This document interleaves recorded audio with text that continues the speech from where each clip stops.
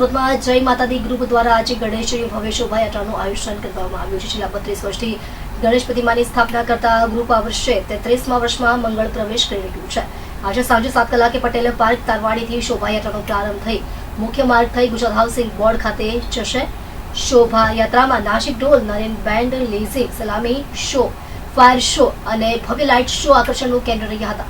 આ કાર્યક્રમમાં ગ્રુપના પરિવારના 500 થી વધુ સભ્યોની મોટી સંખ્યામાં ગણેશ ભક્તો જોડાયા હતા। જય માતાદી ગ્રુપની સ્થાપના સાથે જ લોકસેવાની ભાવના પણ વધી રહી છે। દર વર્ષે આ ગ્રુપ દ્વારા ગણેશ મહોત્સવ દરમિયાન એકત્રિત થયેલી તમામ રકમ ગરીબ બાળકો તેમજ નિરાધાર લોકોને મદદરૂપ થવા વાપરવામાં આવે છે। 33મા વર્ષમાં મંગળ પ્રવેશ સાથે સેવા ભાવના ઉદ્દેશ્યમાં પણ મોટો વધારો કરાયો છે।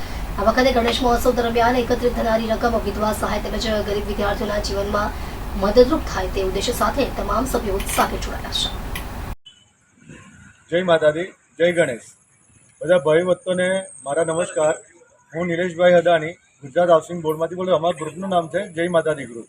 અમે છેલ્લા 32 વર્ષથી અહીંયા ગણપતિ સ્થાપના કરીએ છીએ અને આ 33મા વર્ષમાં પ્રવેશ કરીએ છીએ। આ વખતે અમારો કોન્સેપ્ટ આખો બદલાઈ ગયેલો છે। અમે આ વખતે છેલ્લા 15 વર્ષથી એક જ મૂર્તિની સ્થાપના કરતા હતા, એક જ પ્રકારની, અને અલગ અલગ કોન્સેપ્ટથી અમે કામ કરતા હતા। આ વર્ષે અમે નવો કોન્સેપ્ટ લાવ્યો છે માટીની મૂર્તિનો। હવે એ અમે પ્રકૃતિના હિસાબે અમે માટીની મૂર્તિનું સ્થાપના કરવાના છીએ અને સાથે સાથે પ્રકૃતિમાં ભળાઈ રહે એ પ્રમાણે આ બધું અમે થોડુંક સાદાઈથી આયોજન કરેલું છે।